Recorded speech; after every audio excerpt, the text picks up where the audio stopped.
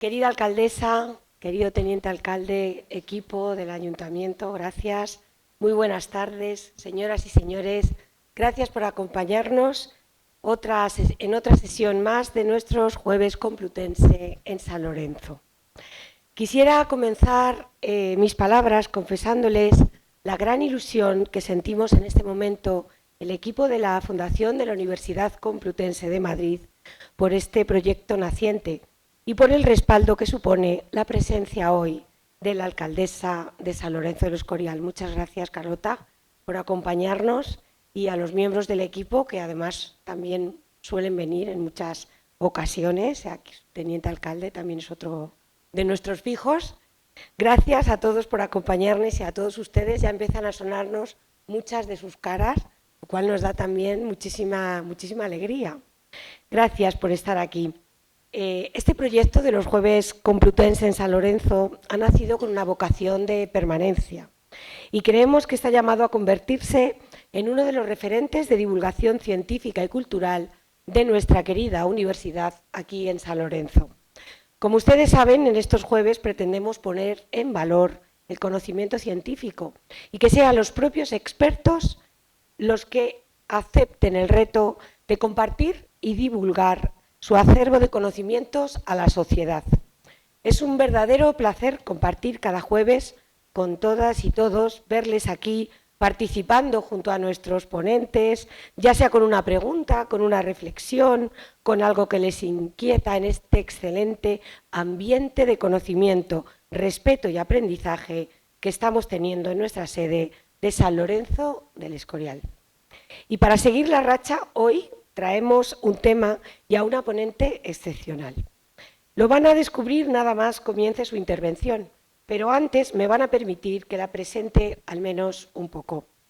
Hace unos años, en junio del 2016, Greenpeace publicó un informe técnico de su laboratorio de investigación que tenía un título muy provocador. Decía: lo que pasa en el Ártico no se queda en el Ártico. No solo revelaba que el ecosistema ártico se calienta más del doble de rápido que el resto del planeta, sino que además advertía que esos cambios también afectan a los sistemas climáticos de todo el mundo. Hace poco pudimos, en nuestros miércoles Complutense en San Lorenzo, escuchar también a Bruno González Zor, que nos alertaba de la existencia de superbacterias resistentes a los antibióticos precisamente en el Ártico.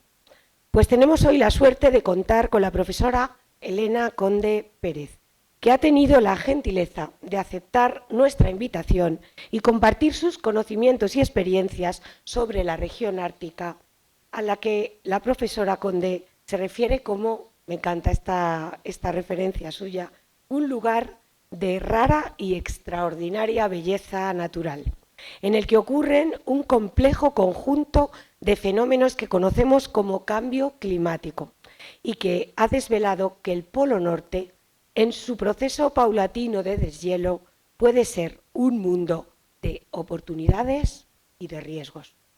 La profesora Conde nos acercará al Ártico desde la perspectiva de las ciencias humanas y sociales, en concreto desde el prisma del derecho internacional público, rama del derecho en la que ella es profesora de nuestra universidad. Me van a permitir que les comparta algo personal. Por azares de la vida, tengo muchos amigos que son abogados y profesores de derecho, casualmente de derecho internacional, y cuando vieron el programa de los Jueves Complutense me dijeron: Maripaz, no existe opción más acertada que llevarte a la profesora Elena Conde para hablarles del Ártico. Y luego se explayaron en sus virtudes y conocimientos sobre un sector en el que usualmente los internacionalistas no inclusionan, porque son más proclives a otros campos, como el llamado derecho internacional humanitario. La trayectoria de la profesora Elena Conde es un ejemplo de estudiante brillante, de docente ejemplar y de investigadora de primerísima línea. Y como somos científicos, les voy a sustentar dicha afirmación. Hizo la carrera de Derecho en la Universidad Complutense de Madrid, con el mejor expediente, Fue premio extraordinario de licenciatura y también de doctorado, formándose además en los más prestigiosos centros vinculados al derecho internacional público, tanto en Europa como en Estados Unidos y en América Latina. Estos inicios brillantes no eran más que el comienzo de una fantástica carrera docente e investigadora con una sobresaliente, de verdad que destaca, actividad internacional. Como docente actualmente es profesora titular de universidad del Departamento de Derecho Internacional, Eclesiástico y Filosofía del Derecho y ha sido premiada por su labor docente con distintos diplomas de excelencia, que solo se les dan a los mejores. También ha impartido docencia en otros centros nacionales y extranjeros y es autora de 40 capítulos de libro y más de 20 artículos de revistas especializadas. La profesora Conde abarca un amplio espectro de temas de derecho internacional público en los que su solvencia está más que acreditada. Ella sabe de derecho del mar, de tratados internacionales, de la responsabilidad internacional, de política exterior y de seguridad común de la Unión Europea. Los derechos humanos y desde el 2012 hasta la actualidad se ha centrado en esta de la región ártica, de la que es, como ya les he dicho, una de las expertas internacionales más reconocidas y una auténtica pionera en España en el estudio del Ártico en las ciencias humanas y sociales. La profesora Conde, entre otras cosas, ha sido delegada española del Grupo de Trabajo de Ciencias Sociales en el International Arctic Sciences Committee, que es la más prestigiosa asociación científica sobre el Ártico. Ha sido la investigadora principal del proyecto de investigación La carrera por el Ártico, cuestiones de derecho internacional surgidas a la luz del cambio climático. Ha coordinado el proyecto Just North hacia una economía, un medio ambiente y unas sociedades árticas justas, éticas y sostenibles. Ha sido asesora externa para la elaboración de la primera estrategia polar española y es miembro del grupo de expertos polares de la Unión Europea, EU PolarNet, de redes. Colabora activamente con el Comité Polar Español y es miembro de su grupo espejo del Consejo Ártico. Además, actualmente en la Complutense dirige un diploma de estudios polares. Bueno, yo creo que ya con lo que se ha dicho se hacen ustedes una idea de la categoría de la profesora que les hemos traído hoy.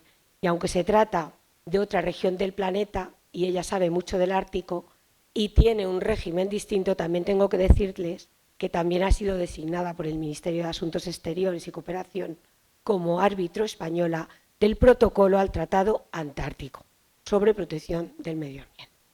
Seguro que me dejo en el tintero muchas cosas, otros proyectos en los que nuestra ponente participa, pero no puedo dejar de mencionar que también tiene una trayectoria internacional brillante y que además eso no ha sido compatible con la entrega que ha tenido a nuestra querida universidad, puesto que ha sido secretaria académica del Departamento de Derecho Internacional Público y un puesto muy complejo que es el de inspectora jefa de la Universidad Complutense de Madrid. En todos los puestos y funciones ha demostrado siempre un compromiso y una entrega sin límite a nuestra querida universidad.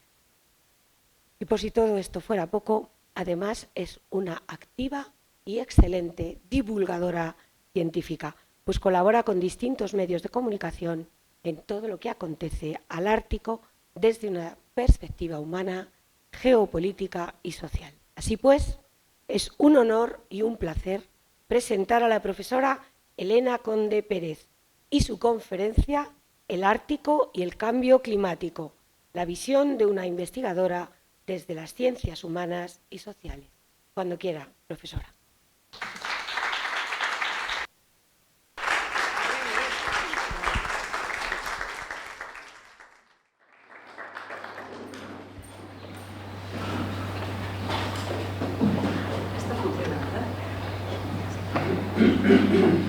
Bueno, pues yo estaba tranquila, pero esta presentación me ha puesto nerviosa, la verdad, tengo que decirlo, ha sido increíble. Bueno, como no puede ser de otro modo, yo quiero empezar mi... ¿Todo el mundo me oye bien? ¿Sí? ¿Así más cerca mejor? ¿Sí? De acuerdo.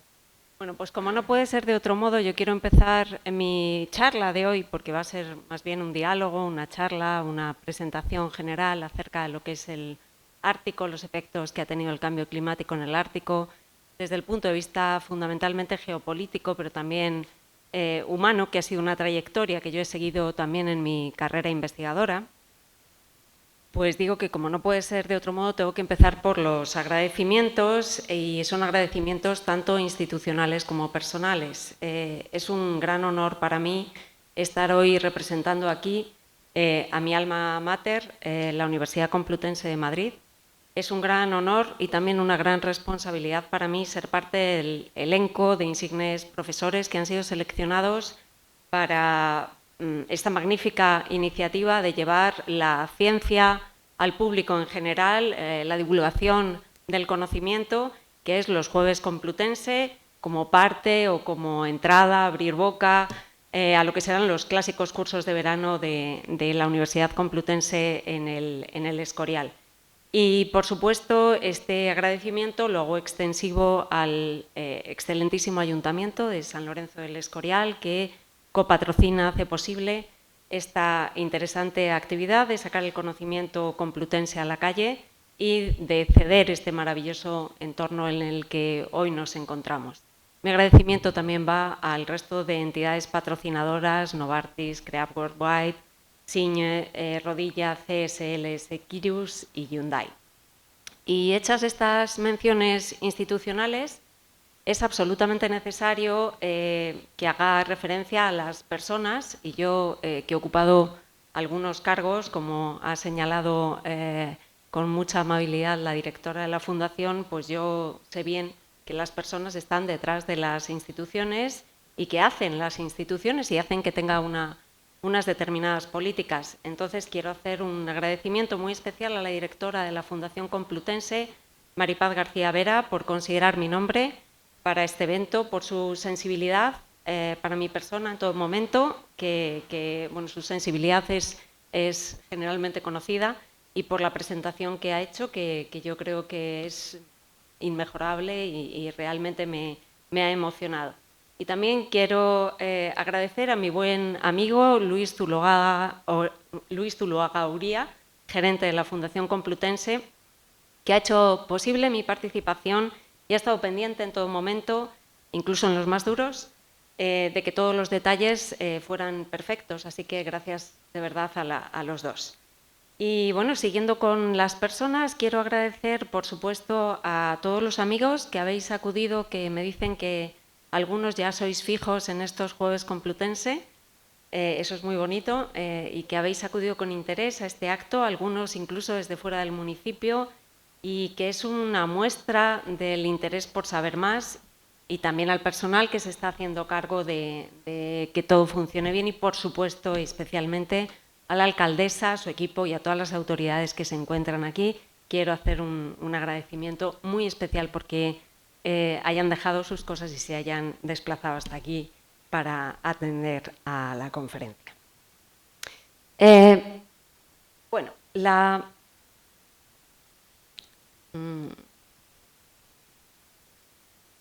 ¿ha pasado algo o a lo mejor estoy dando en el...? Bueno, en cualquier caso, la directora de la Fundación Complutense realmente no se ha dejado prácticamente nada en mi carrera académica, incluso la ha adornado de una forma maravillosa, y faltan algunos datos que determinaron mi entrada en el tema del Ártico y que son en realidad casualidades de la vida. Si ustedes se dan cuenta, el título de mi conferencia es bastante largo y dice «El Ártico y el cambio climático, la visión de una investigadora desde las ciencias humanas y sociales». Bueno, este largo título tiene una doble explicación. Por una parte, para mí era una preocupación que los asistentes a este acto pudieran llevarse una idea equivocada si yo reducía el título y hablaba del Ártico y el cambio climático, porque evidentemente, bueno, pues podrían pensar que yo soy una científica de bota o de bata y que venía a hablar del cambio climático, de los efectos físicos del cambio climático en el Ártico. Yo soy científica, pero desde las ciencias humanas y sociales, y concretamente las jurídicas, el derecho internacional al que me dedico como ha señalado la profesora García Vera, desde hace casi 30 años. Y por otra parte, cuando me sugirieron participar, me hablaron de que tenía que hablar un poco de lo que era mi experiencia como investigadora. Y es desde esta perspectiva desde la que quiero que ustedes me acompañen en un viaje por el Ártico, un viaje del conocimiento al Ártico, y así he estructurado, ideado mi presentación de la siguiente manera, hablando un poco en general acerca de cuáles son las principales características que existen en la región ártica, hablando de cuáles han sido mis principales preocupaciones en un principio en relación con la región ártica, que han sido la geopolítica, el derecho, aunque de derecho voy a hablar muy poco, no quiero aburrir a nadie, la gobernanza y llegar finalmente a cuestiones de sostenibilidad y fundamentalmente sostenibilidad humana y medioambiental que me servirán pues fundamentalmente como una reflexión final. No quiero asustar a nadie, va a ser fundamentalmente una conferencia de carácter descriptivo, iluminada, digamos, con algunas opiniones y reflexiones personales mías sobre los distintos temas que vamos a abordar, y la idea final es que ustedes sientan que salen de aquí satisfechos, sabiendo más acerca del Ártico, de los retos que plantea el cambio climático en la región, y que cuando vean en televisión alguna noticia, que cada vez son más frecuentes, ¿verdad?, las noticias sobre el Ártico, pues ustedes tengan o puedan tener una opinión fundada y poder participar de los debates que existen. Bien. Bueno, como ven, esa es la estructura básicamente que voy a seguir en mi presentación. Vamos a hablar acerca de qué es el Ártico, qué diferencias existen entre el Ártico y la Antártida, cuáles son las principales características de la región ártica desde el punto de vista de qué países integran la región, quiénes son las poblaciones indígenas. Después he puesto ahí entre comillas el encuentro, cuál fue el encuentro de las poblaciones indígenas con los conquistadores o con los exploradores europeos o americanos de otras latitudes que llegaron al Ártico. Y, por otro lado, voy a hablar del principal sistema o foro de gobernanza político, que es el Consejo Ártico. Y a continuación ya voy a entrar en lo que ha hecho que el Ártico haya pasado a la primera plana de la esfera y de la geopolítica internacional, que ha sido fundamentalmente el cambio climático. El proceso complejo del cambio climático ha determinado que surja un mundo de oportunidades y riesgos que ha traído al primer plano de las relaciones internacionales al Ártico. Nos referiremos brevemente a cuáles son los riesgos medioambientales, fundamentalmente a los riesgos humanos, y finalmente hablaremos de los riesgos geoestratégicos, refiriéndonos especialmente a la situación de la guerra en Ucrania y también a la presencia paulatina de nuevos actores en el Ártico, particularmente China. Y terminaré con unas conclusiones o unas reflexiones finales que tienen que ver con el último proyecto de cuyo Work Package 6 he sido líder en la Complutense y que es un proyecto que tiene que ver fundamentalmente con la sostenibilidad en el Ártico y que, digamos, de alguna forma pues ha cambiado mi manera de ver el Ártico hasta el momento en el que comenzó ese proyecto, que es un proyecto de la Unión Europea, un proyecto H2020. Y me van a permitir que beba un poco de agua porque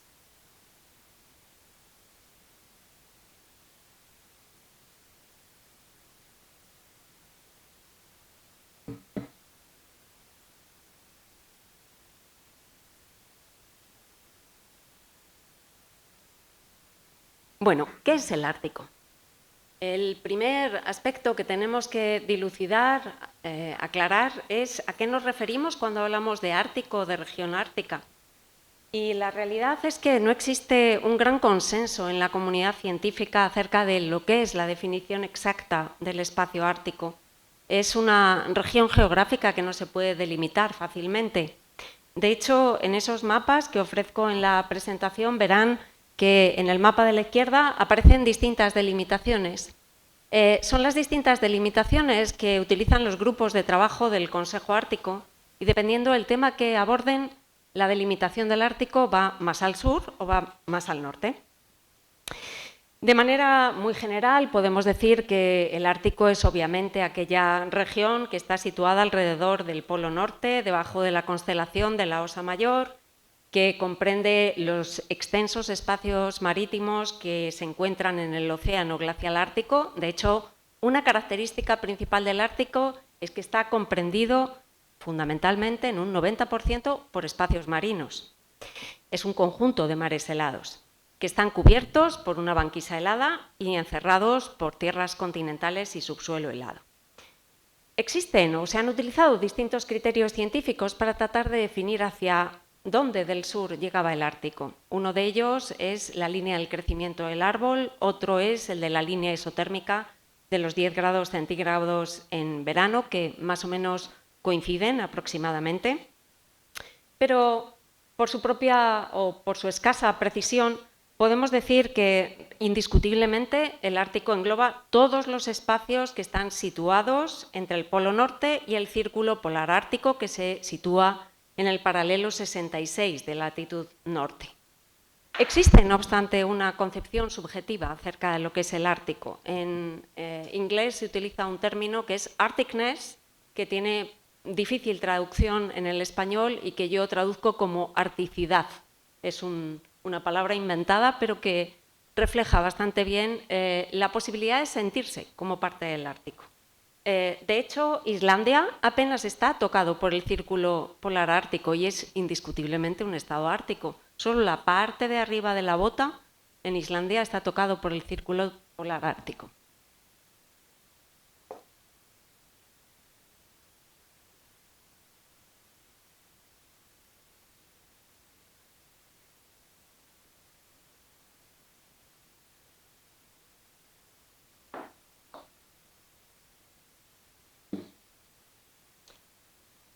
Y, como decía, por lo tanto, existe esa idea de articidad. Es una cuestión un poco subjetiva, por lo tanto, no limitada por consideraciones geográficas estrictas.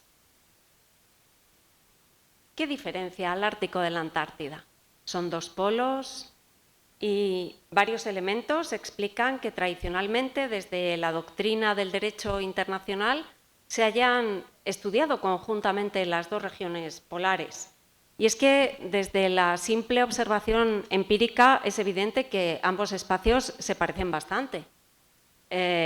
Ambos están rodeados de misterio por sus respectivas situaciones geográficas extremas, por sus condiciones climáticas y físicas casi imposibles, por la rara belleza de sus paisajes y su fauna peculiar, también por resistirse a la gesta de la conquista por el hombre hasta épocas relativamente recientes y, por supuesto, por la inconfundible presencia de hielo.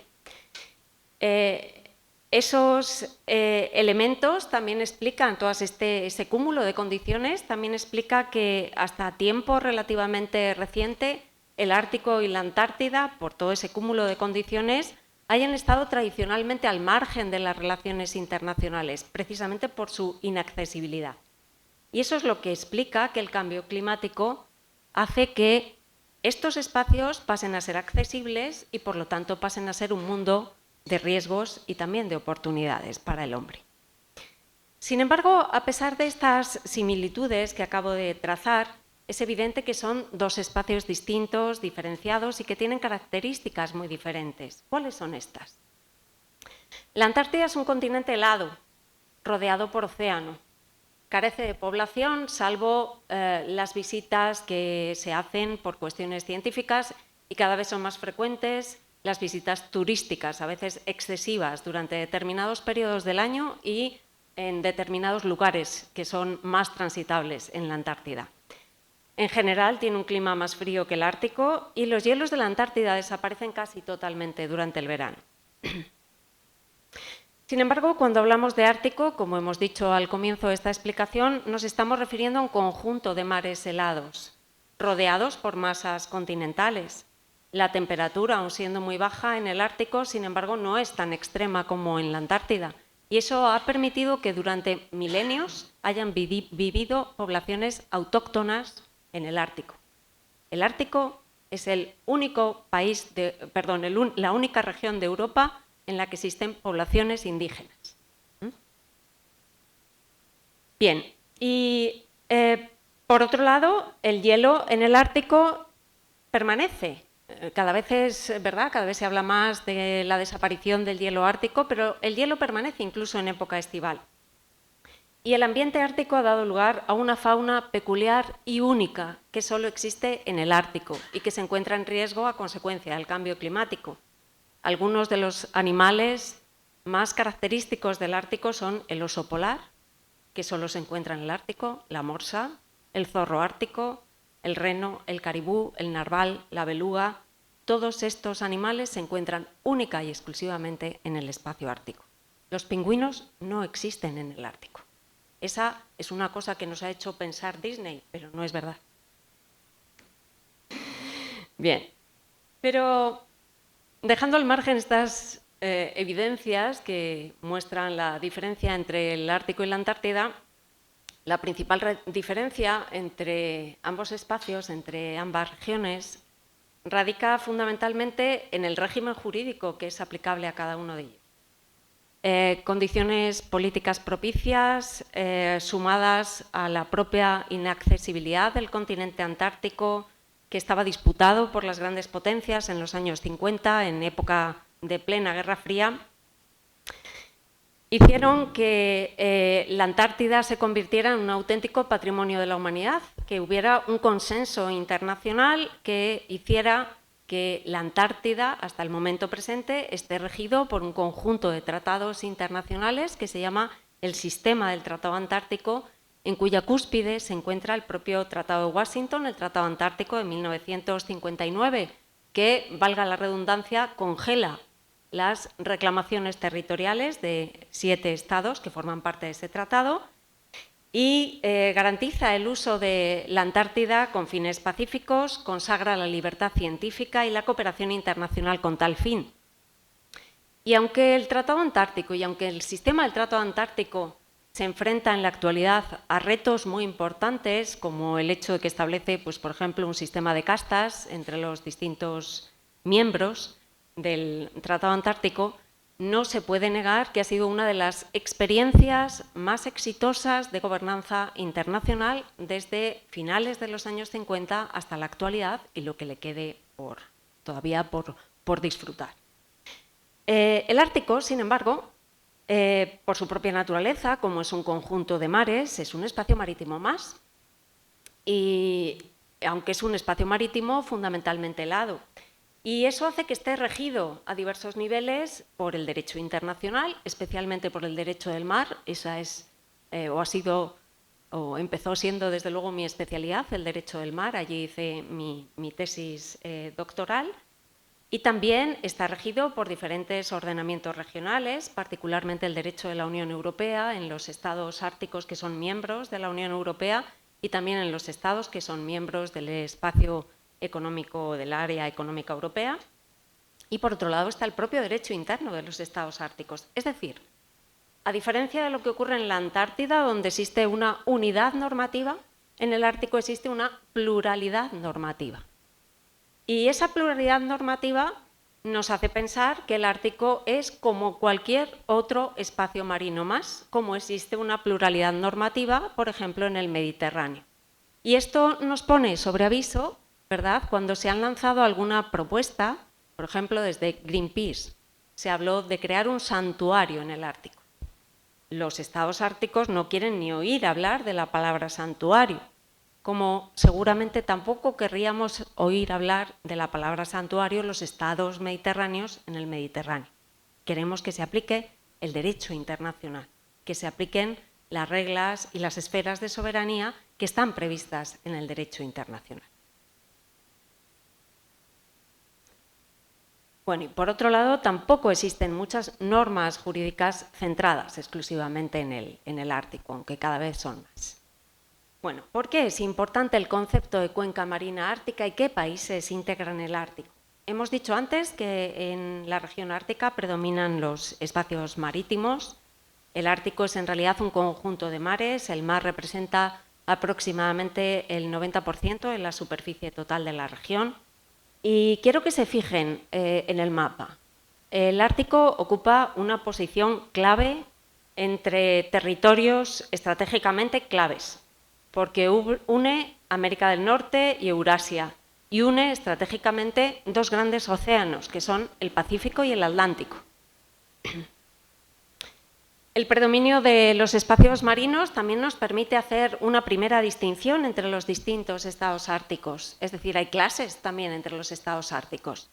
Por un lado están los Arctic Five, los 5 estados árticos con más peso específico, más poderosos, que son los estados árticos ribereños del océano glacial ártico. Además, en algún caso, estos estados unen a esa condición poderosa su condición de gigantes geográficos. Los dos países más grandes del mundo se encuentran en el Ártico, Canadá y Rusia. Y esos 5 estados árticos que tienen una posición privilegiada son Canadá, Dinamarca, a través de su jurisdicción sobre Groenlandia, la mayor isla del mundo, si exceptuamos Australia, y las Islas Feroe, Estados Unidos, a través de Alaska, la Federación de Rusia y Noruega. Y luego está el resto de los estados árticos, Finlandia, Islandia y Suecia, que se encuentran en parte en la línea delimitada por el Círculo Polar Ártico, como son Finlandia y Suecia, o en el espacio delimitado por el límite norte del crecimiento del árbol, en el caso de Islandia, pero que no disponen de litoral dentro de la cuenca marítima ártica, lo que merma su influencia en la geopolítica regional. Pero la región ártica es geopolítica, económica, políticamente diversa. Los 8 estados árticos, como hemos visto, se extienden geográficamente a lo largo de 3 regiones continentales, Norteamérica, Europa y Eurasia. Hemos hablado de estados que no son poco relevantes desde el punto de vista internacional. 4 de los Arctic Five son estados miembros de la OTAN. Estados Unidos es el gran estado hegemónico mundial. Canadá y Rusia, como he dicho hace un momento, son 2 grandes gigantes geográficos y además uno de ellos, como es el caso de la Federación de Rusia, fue un gran superpoder durante la Guerra Fría y en la actualidad nos está demostrando que también sigue siendo un gran superpoder y que puede llegar a controlar su entorno de vecindad próxima. Y los estados árticos han desarrollado sus políticas hacia el Ártico en forma de estrategias, unos documentos de voluntad política en donde marcan sus prioridades en relación con el Ártico. En este sentido, tengo que decir que los países que son, digamos, como con más asertividad ártica, particularmente son Canadá, la Federación de Rusia y Noruega, y en los últimos tiempos, fundamentalmente a raíz de la guerra en Ucrania, que empezó a consecuencia de la agresión rusa el 24 de febrero de 2022, también Estados Unidos se ha sumado a esa asertividad en el Ártico desde una perspectiva de seguridad. Bueno, esto es interesante. He metido aquí una diapositiva que marca esa asertividad precisamente de Rusia en el Ártico. Estas imágenes se difundieron especialmente en el año 2007. Son las imágenes de la expedición ártica, que es una expedición que desarrolló la Federación Rusa con el objeto de determinar si su plataforma continental extendida, es decir, el territorio del continente sumergido por el mar, si se extendía más allá de las 200 millas marinas, y entonces realizaron un acto un poco de faroleo. Plantaron una bandera de titanio en el suelo de la cordillera de Lomonosov, que es una cordillera sumergida, y dijeron: el Ártico es ruso. Y eso generó todo tipo de especulaciones acerca de que habría una carrera por el Ártico, la soberanía, los recursos, etc. Y eso desató, pues evidentemente, una serie de actividades, entre otras cosas, pues solicitar, por ejemplo, para el Ártico que se estableciera un régimen internacional parecido al que existe en la Antártida, lo que a su vez provocó la reacción de los estados árticos. Bien, vamos a hablar un poquito acerca de las poblaciones indígenas del Ártico. El Ártico cubre 40 millones de kilómetros cuadrados, lo que supone aproximadamente el 8% de la superficie de la Tierra, pero tiene una población total de solo 4 millones de personas, menos que la ciudad de Madrid. De esos 4 millones se pueden encontrar grupos minorías que son las personas indígenas, pueblos que han ocupado el territorio ártico, la región ártica, desde hace milenios, desde hace concretamente unos 20.000 o 30.000 años. La presencia de estas poblaciones indígenas es, por lo tanto, muy anterior al encuentro, y digo encuentro entre comillas, con pobladores de otras latitudes. Dicho encuentro tiene fundamentalmente lugar entre los siglos XVIII y XIX, si bien exploradores rusos ya habían visitado el Ártico y buena parte de las islas árticas entre los siglos XI y XII, y para el siglo XVII ya habían explorado buena parte del Ártico. Los vikingos de Escandinavia también, aprovechando una época climática benigna, un periodo inusualmente cálido, viajaron al sur y al suroeste de Groenlandia en el siglo X. Y bueno, por unos 5 siglos hubo asentamientos nórdicos en Groenlandia que se dedicaron, y ahí viene en gran parte su nombre, Greenland, significa tierra verde. Y sin embargo, en la actualidad lo conocemos como una isla helada.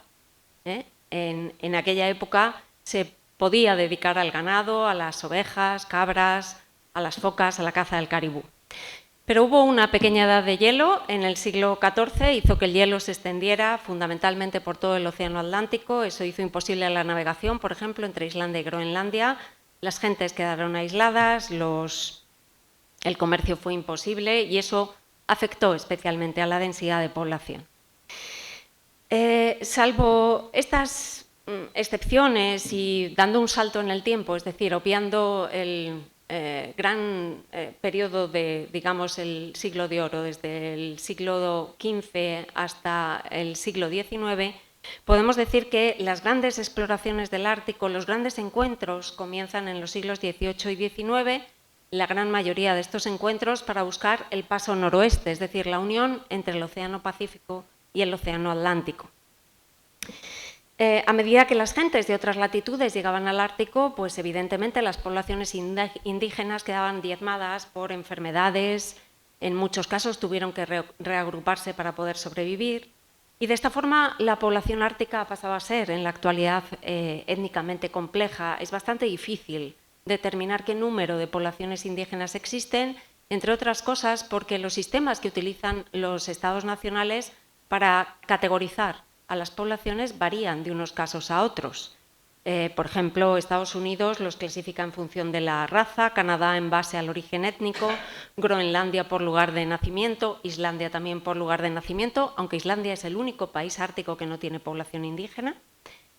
Y, por otro lado, nos encontramos con que Noruega, Suecia y Finlandia dejaron de clasificar étnicamente a la población después de la Segunda Guerra Mundial, porque era un carácter o tenía un carácter fundamentalmente discriminatorio y relacionado con políticas asimilacionistas.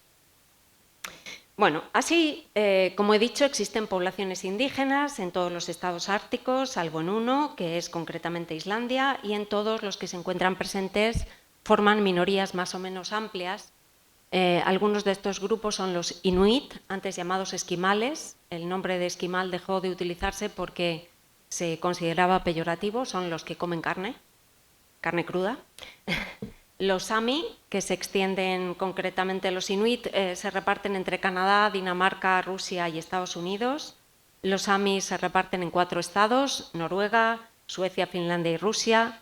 Los athabascanos y wichin en Canadá y Estados Unidos, que se dedican fundamentalmente a la cría del caribú porcupine, y han defendido intensamente precisamente determinados ámbitos frente a la explotación petrolífera en el Ártico, concretamente el refugio de vida silvestre de Alaska en el Ártico. Los aleutianos, que se reparten en las islas del mismo nombre, y luego están las poblaciones indígenas de Rusia, que son las más variadas, son unas 250.000. Bueno, en todos los países son minorías más o menos amplias, solo en Groenlandia son mayoría, los inuit constituyen el 88% de la población. No es descartable que en un futuro próximo Groenlandia llegue a ser un estado independiente. Actualmente es un estado con un alto grado de autonomía respecto de Dinamarca y que sea el primer estado independiente y de mayoría indígena del mundo. Y, por otro lado, en Canadá, aproximadamente la mitad de la población de las regiones del norte es indígena, mientras que en Escandinavia pues, representan aproximadamente el 4 o el 5% de la población, y en Alaska la población indígena es aproximadamente el 20%. Bueno, yo quiero detenerme un poco en los grandes retos que existen para la supervivencia de la población indígena ártica. Me he referido, por un lado, a las políticas asimilacionistas que han sufrido las poblaciones indígenas del Ártico. Y sin duda ustedes recordarán que no hace mucho tiempo, entre el año pasado y probablemente el anterior, incluso el primer ministro de Canadá pedía perdón a los inuit por las políticas asimilacionistas que se habían llevado a cabo, donde los niños inuit eran arrancados de sus raíces, de sus familias, y eran educados en determinados centros, generalmente católicos, en condiciones terribles, lo que determinó que se encontraran y que se hayan encontrado recientemente fosas comunes de niños inuit.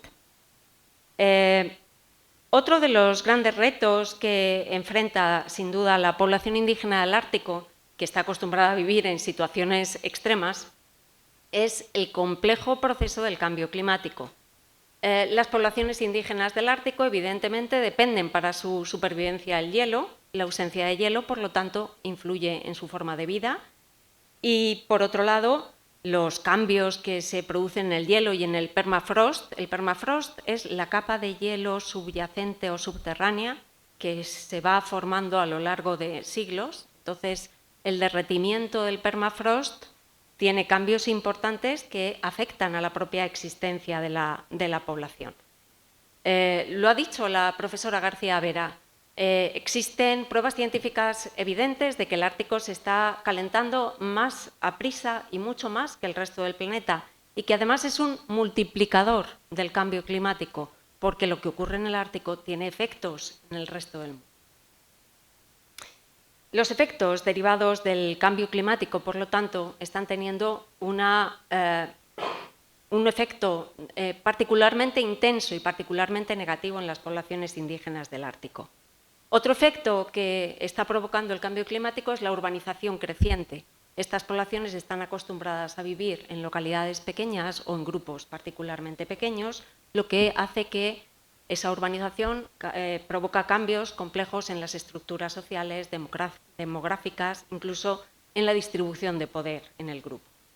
Y sobre todo, lo que está provocando un cambio en las formas de vida de los pobladores del Ártico, particularmente en las poblaciones indígenas, es el desarrollo de nuevas actividades económicas.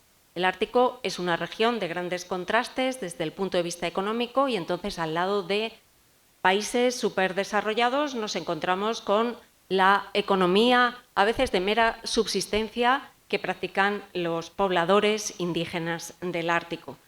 La economía industrial tiende a la sobreexplotación de los recursos, y ello provoca una crisis desde el punto de vista económico y social de las comunidades árticas, cuyas actividades tradicionales, que normalmente están relacionadas con la caza y la pesca, no siempre son bien percibidas por los nuevos pobladores y no son bien vistas por el mundo occidental. Y, por otro lado, la mayor parte de las compañías que explotan los ingentes recursos del Ártico generan pocos empleos entre la población indígena. Y, finalmente, riesgos para la salud de estas personas. El rápido cambio económico, el cambio climático, las expectativas de explotación que abre, están produciendo un impacto no solo en los patrones culturales, sino también problemas de salud en las poblaciones locales. El índice de suicidio de las poblaciones inuit es el índice más alto de todos los que existen en el mundo. Y es porque han perdido su ilusión, sus modos de vida, y no encuentran verdaderamente su lugar en el mundo. Es una pena, pero estoy segura de que la Fundación Complutense querrá acoger algún otro tipo de evento, y estamos a punto de estrenar el documental del último proyecto, que se llama Just North, Norte Justo. Y bueno, en ese documental realmente se recogen los testimonios humanos de lo que es el cambio en el Ártico, ¿no? Y se hace a través de inuit en Alaska, con una situación realmente deprimente, Por otro lado están los Sami, criadores de renos en Finlandia. Por otro lado nos encontramos con los suecos, que han tenido que ser, en el caso de la población de Kiruna, en Kiruna había una mina. Esa mina ha hundido totalmente el terreno, también como consecuencia del cambio climático, y el pueblo entero ha tenido que ser relocalizado en otro lugar. Y por otro lado también se ofrece otro caso de estudio muy interesante, que es el de Islandia, ¿no? Cómo Islandia, un país tradicionalmente dedicado a la pesca, ha tenido que reorientarse totalmente a lo que es el turismo de whale watching, de ver ballenas. Los barcos han dejado de tener financiación para dedicarse a la pesca y actualmente se dedican prácticamente exclusivamente al turismo y ya no existe espacio para la pesca. Bueno, ahí está un poquito explicada cuál es la distribución poblacional de los distintos grupos indígenas en los distintos países.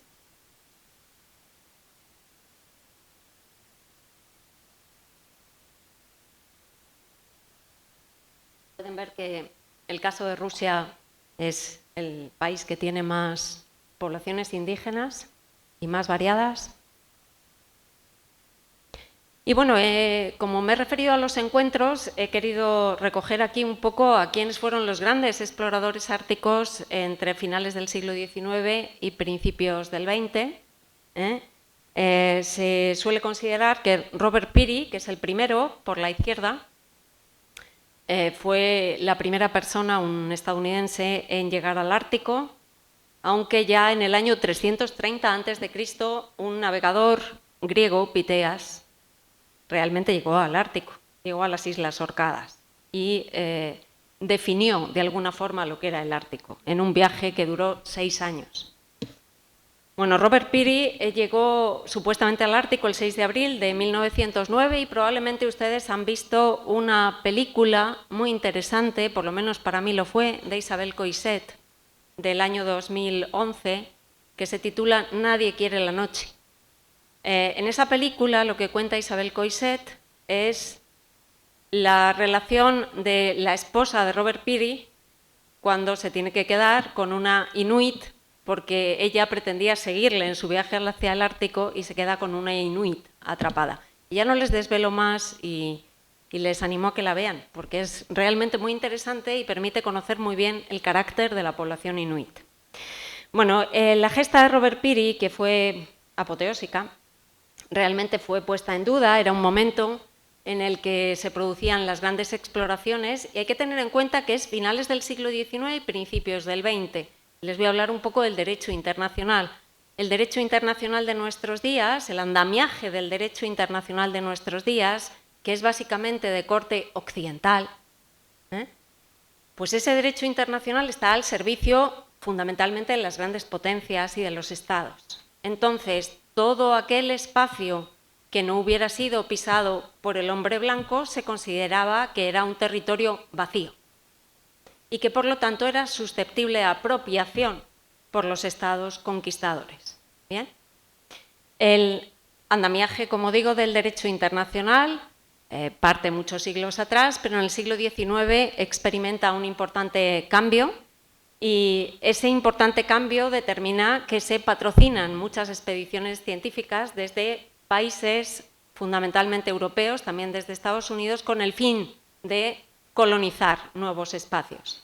El Ártico, precisamente donde había poblaciones indígenas desde hacía milenios, sufre el encuentro con estos nuevos pobladores. Y de verdad, vean la película de Isabel Coixet y verán en qué consistió ese encuentro. Peary tiene muchísimos hijos, o tuvo muchísimos hijos inuit. Bueno, al regresar de su última expedición dijo: mi trabajo de vida está hecho. He sacado el polo norte de mi sistema. Después de 23 años de esfuerzo, trabajo duro, decepciones, dificultades, privaciones, más o menos sufrimiento y algunos riesgos, he ganado el último gran premio geográfico. Murió a los 63 años, casi todos ellos murieron jóvenes. Bueno, y la gesta de Peary fue puesta en duda. En aquel momento se ponía en duda, había pocas posibilidades de comprobar realmente si se había llegado al Polo Norte. Y parece ser que, aún así, y aunque fuera puesta en duda su gesta, quedó muy cerca de lo que es el polo norte físico, a unos 37 kilómetros, solo con 4 hombres, porque todos fueron muriendo, ¿vale?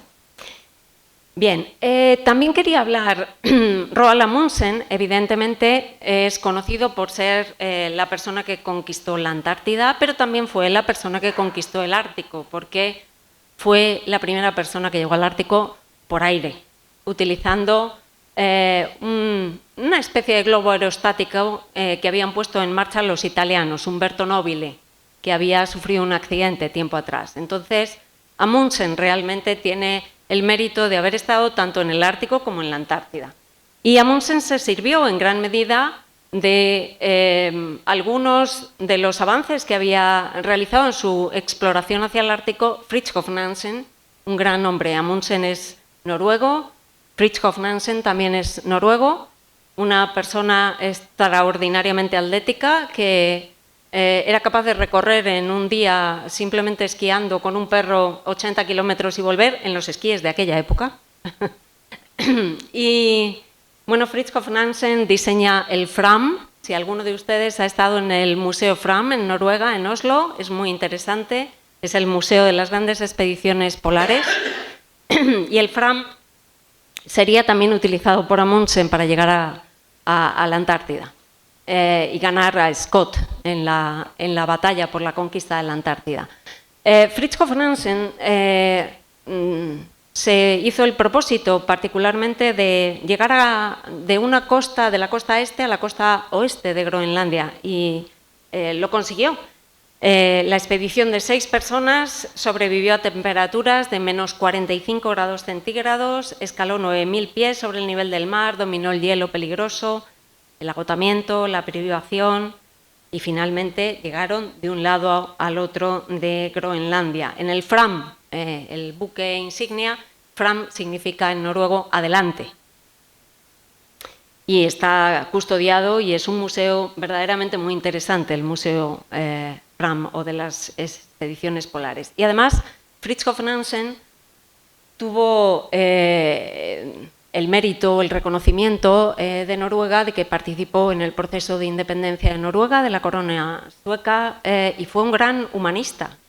Consiguió el Premio Nobel de la Paz y es el hombre que realmente en los tiempos que corren en la actualidad necesitaríamos, porque participó en más de 5 rescates humanitarios, rescatando a cientos de miles de personas. No había gesta que se le pusiera por delante que no se decidiera a poner en práctica. Bien. Bueno, y el Consejo Ártico. ¿Qué es el Consejo Ártico? El Consejo Ártico es el principal foro de gobernanza política en esta visión que estamos viendo. El Consejo Ártico cuenta con 8 estados, que son los 8 estados árticos como miembros, pero también tiene o da un particular carácter a las poblaciones indígenas, que son participantes permanentes.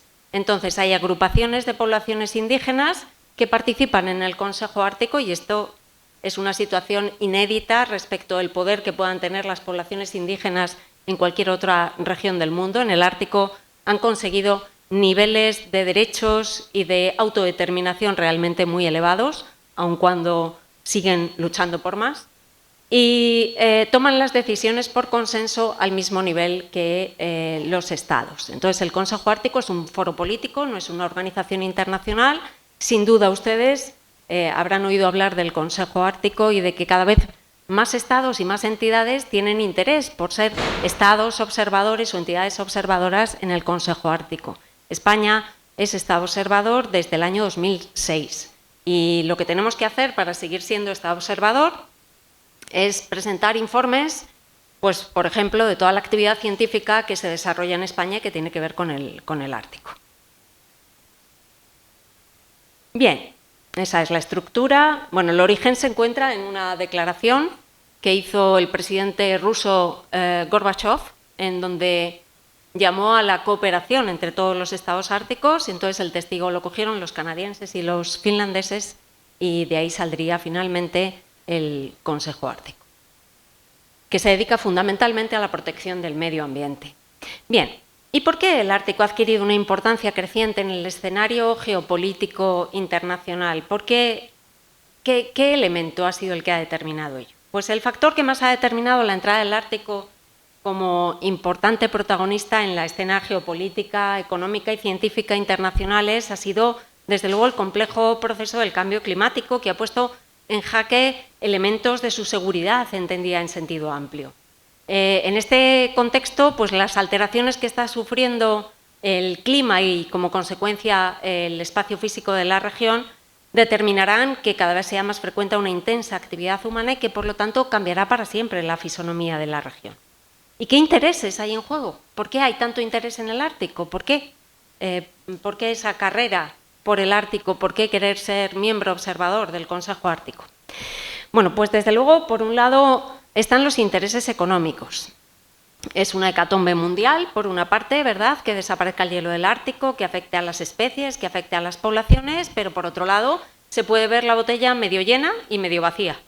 Medio llena si piensas en todos los intereses económicos que es más fácil explotar con la ausencia de hielo. Por un lado, la difusión, especialmente en el año 2008, de un estudio que hizo el Instituto Geológico de los Estados Unidos, puso verdaderamente las cosas como una nueva fiebre del oro, ¿no? Parecía que el 30% de las reservas de gas natural estaban allí, el 20% de las reservas de gas licuado, y todos estos recursos se encontraban en el Ártico. Y entonces eso planteó una fiebre por apropiarse de espacios de soberanía, eso planteó especiales intereses por parte del derecho internacional, y al interés por los recursos no vivos se sumó el interés por los recursos vivos, y aquí España tiene un importante interés, la pesca. Espacios a los que nunca se habían explotado comercialmente, como el Ártico Central, que podría quedar libre de hielo pronto, podrían ser explotados. Y claro, eso plantea el problema de qué hacer con esos ecosistemas. En este sentido, afortunadamente se ha llegado a una regulación en el seno de la Unión Europea y otros países para establecer una moratoria de pesca, en un acuerdo del año 2019. Y junto con la caza y la pesca aparecieron otros intereses. Si el Ártico queda libre de hielo, más suelo para la agricultura, más suelo para los bosques, explotación maderera. Por otro lado están los intereses comerciales, y me van a permitir que dé un salto. Aquí están, es un mapa más o menos de los recursos que existirían en el Ártico.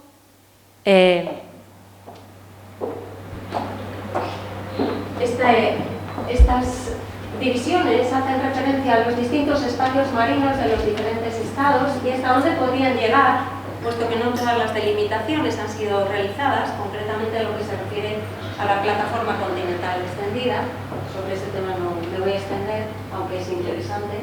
Y bueno, más o menos ahí pueden ver la cantidad de recursos. Bueno. Y hay otro interés que también seguramente han oído hablar de él, que es el interés comercial, las vías o las rutas de navegación. Rutas de navegación anteriormente no transitadas, mejor con este, ¿no? Anteriormente no, con los dos, vale. Rutas de navegación anteriormente no transitadas porque existía hielo, pues podrían ser transitadas. Una de ellas es la ruta marítima del norte, que bordea las costas de Rusia. Otra es la ruta noroeste, que, como he dicho antes, es un paso, el paso del noroeste, que los exploradores se esforzaron por encontrar desde siglos o muchos siglos atrás. Y si ven aquí, en esta diapositiva, es interesante ver las rutas habituales del comercio internacional. Es esta, que es mucho más larga, como pueden ver, que la ruta del norte que bordea las costas de Rusia para llegar al mismo sitio. Por lo tanto, si es más corta, abarata los costes, aunque no todo es tan bonito, porque evidentemente la navegación por aguas árticas, aunque no estén totalmente heladas, es muy arriesgada. Y cualquier vertido petrolífero en espacios helados pues es mucho más difícil de controlar que en espacios no helados. Y este es el paso noroeste. El paso noroeste bordea las costas de Groenlandia y las costas de Canadá. Como ven, desde Rotterdam a San Francisco también la distancia es menor.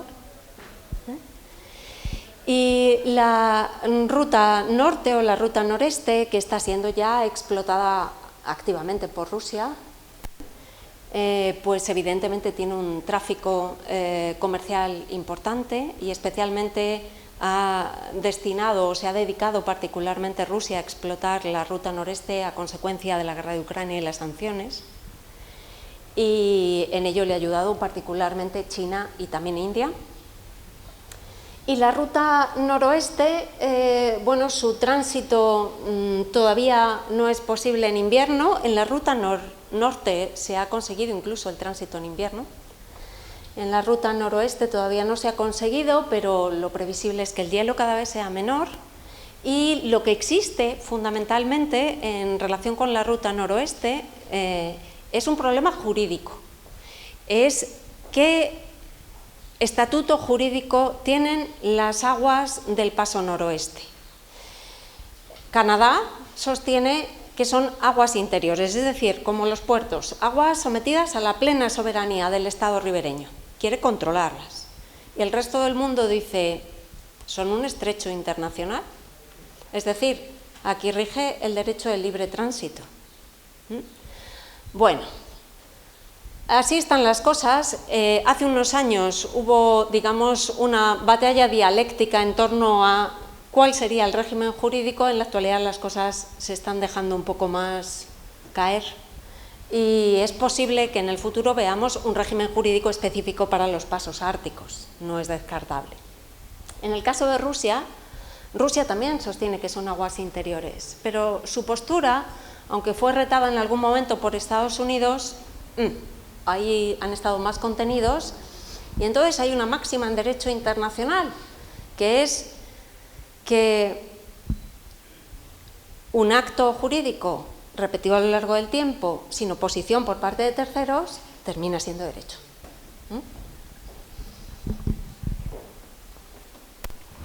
Bueno, y luego están, por supuesto, los intereses militares y geoestratégicos. Ustedes estarán al corriente, ¿no?, de el despliegue militar que existe por parte de Rusia en el Ártico. El Ártico es parte de su identidad, pero también por parte de la OTAN en el Ártico, y el interés científico. Bueno, me voy a detener un poquito y ya voy a ir terminando. Miren, esas son las distintas rutas también. Hay una ruta que es la ruta transpolar, ahí se ve la ruta norte, el paso noroeste, por todas las miles de islas que hay. Y aquí se nos indica dónde existen las principales pesquerías, los depósitos de petróleo y de gas, y donde hay mayor turismo. Estas son las islas Svalbard, de soberanía, que la mayor parte de los documentales del Ártico están rodadas en las islas Svalbard, de soberanía noruega, pero sin embargo también desde el punto de vista del derecho internacional muy interesantes, porque están reguladas por el Tratado de Svalbard, Spitsbergen, o el Tratado de París, del que es parte España, de 1920, y todos los estados parte tienen derecho a la explotación de los recursos en las Svalbard. ¿Es verdad que cualquier persona puede ir a vivir a Svalbard y no se le puede prohibir? ¿O es una leyenda urbana? Creo que es más leyenda urbana, porque realmente la soberanía en las islas Svalbard la tiene Noruega. Otra cosa es que Noruega, para propiciar los asentamientos humanos en Svalbard y afirmar su soberanía, promueva que cualquier persona vaya a las Svalbard. Bueno, y para ir terminando. Bueno, ¿qué riesgos hay para la seguridad humana? Antes nos hemos referido, ¿verdad?, al cambio climático, a la urbanización creciente, a la explotación de los recursos, a las cuestiones de salud que afectan a las poblaciones indígenas. Bien, todos estos riesgos para la seguridad humana, ¿qué riesgos tienen? Por ejemplo, las grandes líneas de navegación. En principio, las grandes rutas de navegación de las que hemos hablado, parece que para las poblaciones indígenas, en principio las grandes rutas de navegación para las poblaciones indígenas no plantearían mayor riesgo. Sin embargo, sí lo plantean, sí que afectan a su forma de vida. Y también afectan a las formas de vida de las poblaciones indígenas algunas políticas, como por ejemplo las políticas de eficiencia energética, las políticas tendientes a la promoción de las energías verdes que existen en el Ártico. Entonces, pues por ejemplo, es muy interesante, y para hacer un poco la competencia a Rusia, los estados escandinavos, particularmente Finlandia y Noruega, se han esforzado en la creación de lo que se llama un ferrocarril ártico. Este ferrocarril ártico pretende hacer un poco la competencia a Rusia. Es decir, Rusia lo que utiliza es sus vías ferroviarias que parten desde los grandes ríos siberianos y entonces llevan los recursos y los sacan al Ártico al comercio exterior. ¿Sí? Bueno, pues lo que pretenden hacer estos países es crear una gran línea ferroviaria que llegue hasta Kirkenes y desde ahí salga al gran comercio exterior, a las grandes vías de navegación internacional. Bueno, esto se ha encontrado con una oposición intensa, no intensa, intensísima por parte de las poblaciones indígenas del Ártico, concretamente por parte de las poblaciones Sami. ¿Por qué? Pues porque afecta a sus formas de vida y especialmente a la crianza y a la ganadería de los renos. La construcción del ferrocarril pasa por los territorios, por los pastos de renos, que son utilizados tradicionalmente por estas poblaciones y por lo tanto impacta especialmente en sus formas de vida. Estas quejas han llegado incluso a la Corte Suprema de Noruega y finalmente una de las quejas ha sido resuelta en uno de los asuntos que se planteó ante la Corte Suprema. Este es uno de los múltiples ejemplos en los que se puede hablar acerca de los riesgos para la seguridad humana del cambio climático. Del cambio climático y también de las políticas en contra del cambio climático que tienen, digamos, externalidades negativas. Y finalmente, bueno, pues permítanme que me refiera, bueno, pues a un tema geoestratégico que es la alianza entre Rusia y China y cómo esa alianza entre Rusia y China se ha utilizado fundamentalmente con el fin de utilizar ese paso norte para exportar y mover los recursos, particularmente los recursos que han sido objeto de sanciones por parte de las potencias occidentales a consecuencia de la guerra en Ucrania y han sido o se llegan hasta China e India. Aparte, China tiene una política bastante asertiva hacia el Ártico. En el año 2018 elaboró una estrategia para el Ártico en donde se consideraba, con ese lenguaje, digamos, un tanto misterioso que utilizan los chinos, un país cercano al Ártico. Entonces, como país cercano al Ártico, consideraba que tenía derecho a explotar todos los recursos que existen en el Ártico. Y ha utilizado una política un tanto agresiva que consistía, por una parte, en utilizar sus fondos para presionar a los países árticos, particularmente en su favor. Además, China considera que esas grandes rutas de navegación son parte de lo que es la ruta de la seda polar. Ustedes habrán oído hablar de la ruta de la seda. Bueno, pues China se ha empeñado en la creación de una nueva ruta de la seda que recorre todo el mundo y la ruta de la seda polar sería parte de esa ruta de la seda china.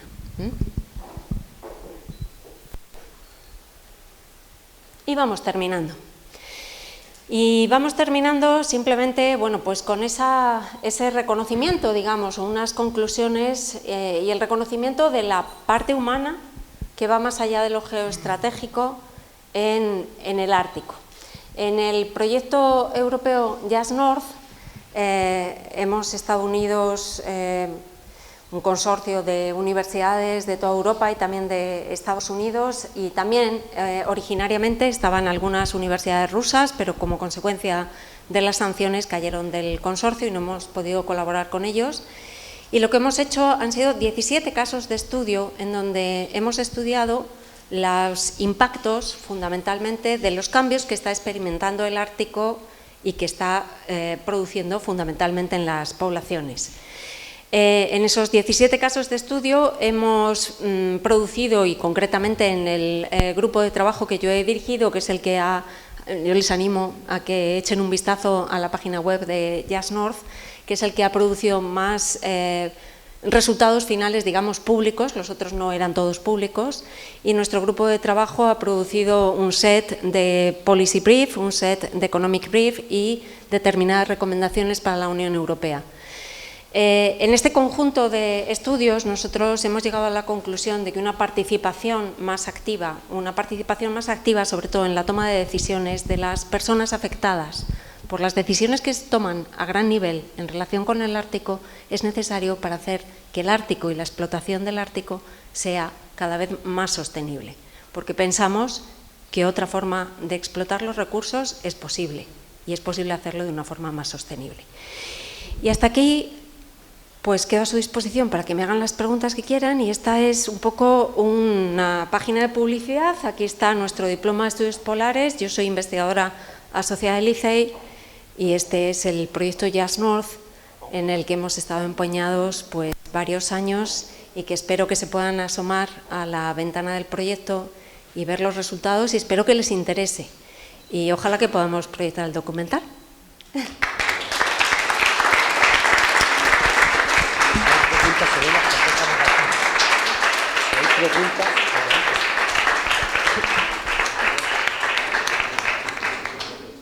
Muchas gracias, profesora, por esta magnífica charla que nos ha encantado. Yo he aprendido muchísimo, me imagino que a muchos de ustedes les habrá pasado como a mí. Me parece un tema interesantísimo y además creo que es de esos temas que ni siquiera están normalmente en nuestra cabeza, y gracias a estas conferencias pues yo creo que es interesante, ¿no?, que todos los tengamos, no solo por el tema político, sino por todo lo demás. O sea que de verdad que ha sido interesantísima. Muchísimas gracias. Bueno, ahora vamos a proceder a unos minutillos de preguntas, por si alguien quiere preguntar alguna cosa.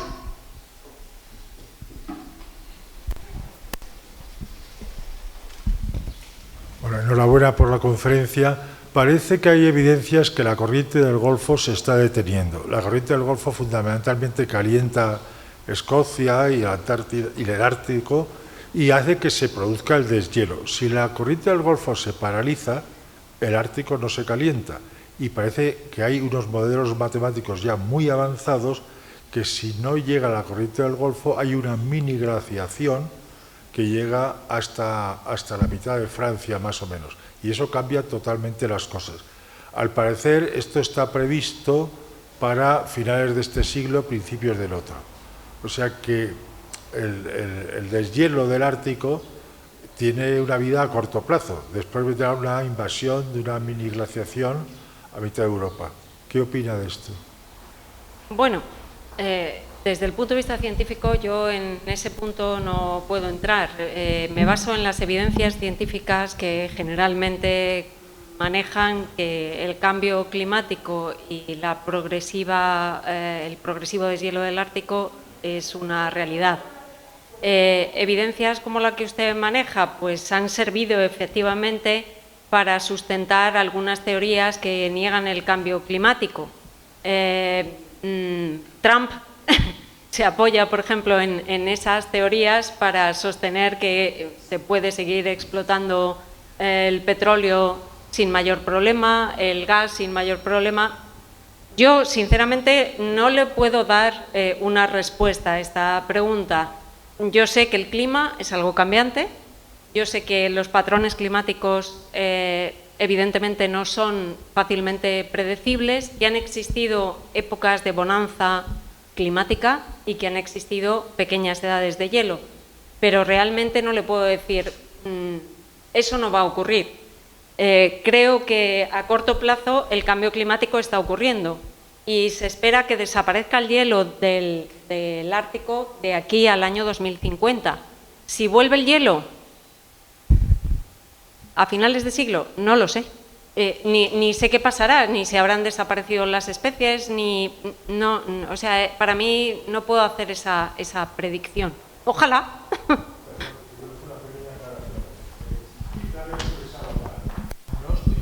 El cambio climático. Seguro que el calentamiento sigue, pero el calentamiento tiene unas consecuencias colaterales, que se puede estar calentando los mares y eso produce que en otros sitios no se caliente, con lo cual no se derrita el hielo. O sea, yo no niego el cambio. Perdone que me he expresado mal. No se preocupe. Sí, por supuesto. A fecha de hoy no se sabe. Pero parece que la corriente del Golfo se sigue deteniendo. No se sabe. si la corriente del Golfo se detiene, se monta parda. Totalmente de acuerdo. Pero a día de hoy eso se ha mirado mucho y está, unos dicen una cosa, otros dicen otras, pero digamos que el jurado todavía no ha dado resultado. Muy bien. Gracias. Perdón. Muchas Y por gracias. cierto, la corriente del Golfo, antes cuando les hablaba de Fridtjof Nansen, no he querido contarlo todo, Nansen se dio cuenta que los bloques de hielo del Ártico venían de este a oeste. Es decir, él vio que había una corriente. ¿Una pregunta más? Sí. Gracias. Bueno, no quisiera que lo que voy a decir se malinterprete como una declaración para mover las aguas, pero realmente, tras la intervención de nuestro amigo, muy bien, gracias, creo que conviene subrayar, bueno, conviene diferenciar, separar claramente, nítidamente, las retóricas políticas o de otro tipo de los hechos científicos. Y me ha gustado muchísimo su presentación, pero me parece que eso no lo ha hecho usted completamente, o a mi entender no suficientemente. Por ejemplo, con las menciones al papel, al protagonismo de Rusia. Pero no voy a seguir mucho más por ahí porque entonces esto se va a estropear, digamos, ¿no? Sin embargo, esa necesidad de diferenciar entre hechos probados, sustanciados, de retóricas y de conceptos equívocos, creo que se aplica al resto de las cosas que se han dicho en su presentación. Y en efecto, yo también considero que el cambio climático, por un lado podemos considerarlo un lugar común o podemos considerarlo un oxímoron. Porque el clima, por definición, está continuamente cambiando y cambia en ciclos cortos y en ciclos mucho más largos, ¿no? Y entonces, poner en el título, perdone, no es una falta de respeto en absoluto, pero poner en el título de su conferencia, que ha demostrado ser seriamente y sólidamente científica, el concepto de cambio climático, creo que confunde un poquito. Bueno, en fin, es una sugerencia, pero quiero concluir con que eso del cambio climático es una cosa... Es una falacia, no sé, es un lugar común, es un... Muchas gracias. Conferenciante. No, la verdad es que no. Si usted cree que el cambio climático es una falacia o que he dicho determinadas cosas que no me ha concretado en relación con... Ha dicho algo sobre Rusia, no me lo ha concretado, la verdad es que no le puedo responder. Yo creo que el cambio climático es un hecho y creo que se está comprobando que es un hecho. Perdón, Pues, vamos a tratar... Yo no he venido aquí a predicar y a hacer apóstoles. Sí, pero con tranquilidad. Ahí le puedo responder. ¿Con tranquilidad después? Con tranquilidad. Con tranquilidad. Primero porque estamos aquí en un ambiente muy agradable. Bien, responderé en pocas palabras. El nombre exacto es calentamiento global antropogénico. Es decir, el hombre genera CO2. El CO2 altera el balance de radiación de la Tierra y eso produce calentamiento global. Eso es 100% seguro. No hay broma. ¿Cuál va a ser el efecto concreto? Pues en los inuits, o si va a nevar más, o si va a nevar menos, o si se va a abrir el paso del noroeste, o se va a cerrar el paso del noroeste, es algo que es complicado. Pero créame usted, la que se está montando es culpa, digamos, de los Estados Unidos, o de los rusos, o de usted y yo, y que Eso no tiene vuelta de hoja. Si tiene usted interés, pues podemos hablar en privado. Muchas gracias. Muchas gracias. Yo diría que, si acaso, que ya relacionado con otro tema, si alguien tiene alguna ultimísima pregunta, alguna curiosidad de esta magnífica conferencia que nos ha dado aquí, ¿hay alguna cosilla más? ¿Alguien? Hombre, claro que sí. A mí me ha dejado francamente preocupada por cuando ha explicado todas las corrientes que se van a producir o que se están produciendo económicamente por esas comunicaciones y las exportaciones y claro, ahí vemos que las grandes potencias, como pasa con Rusia, China, pues claro, ahora te explicas una serie de acuerdos que es lo que han hecho un cambio completo geopolítico que ya se vio el verano pasado en la conferencia que hubo sobre geopolítica y como consecuencia la guerra de Ucrania. Pero es que ahora a mí me ha dejado francamente muy preocupada, sobre todo desde el punto de vista de europeos. ¿Cómo nos quedamos Europa? No sé si puede responder algo de cómo ve nuestro futuro de Europa, que se queda ahí bloqueado y yo lo veo francamente complicado. Bueno, a lo mejor el que nos vayamos un poco preocupados tampoco nos viene mal, ¿no? Eso de la ruta de la seda polar. ártica, bueno, nos ha dejado. La ruta de la seda polar. Bueno, para empezar, yo he hecho referencia, y esta es, digamos, una respuesta un poco conjunta, he hecho referencia a últimos acontecimientos relacionados con Rusia, con China, con una alianza. No significa que Rusia y China sean los únicos que están beneficiándose, digamos, de un tráfico marítimo comercial más intenso, pero sí lo están utilizando en su favor, sobre todo en el contexto de las sanciones que se aplican contra Rusia. ¿Y cómo se queda Europa? Bueno, pues Europa tiene algo que decir en el Ártico, esa da para otra ponencia, ¿no? Europa, o concretamente la Unión Europea, también tiene una serie de documentos de estrategia para el Ártico. Un tema que es muy interesante es que Europa o la Unión Europea nunca ha llegado a ser miembro observador del Consejo Ártico, en ocasiones porque se han opuesto las poblaciones indígenas, en ocasiones porque se han opuesto, pues por ejemplo, los rusos cuando la guerra de Crimea, pero sin embargo es el principal financiador de proyectos de investigación en el Ártico, de actividades en relación con las poblaciones indígenas.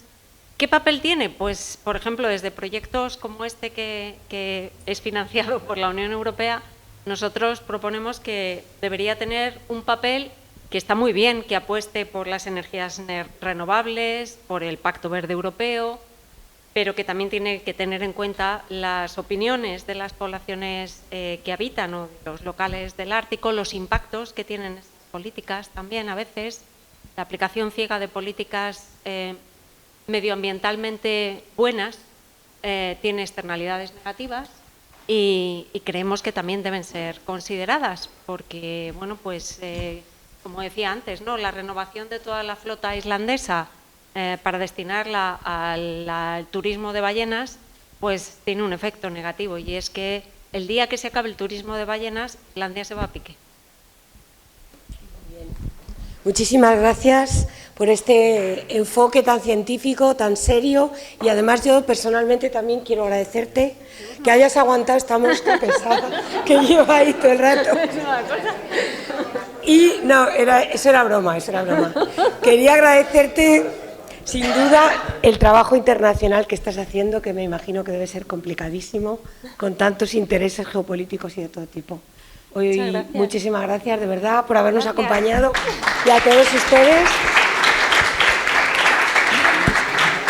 Y ahora, los que lo deseen, les invitamos a tomar algo, si quieren quedarse ya en un ambiente relajado para tomar algo con nosotros y poder, pues, compartir una Coca-Cola, algo de comer y, bueno, continuar en esta tarea de ciencia y al mismo tiempo que la ciencia llegue a la calle y que nos interese a todos. Muchas gracias.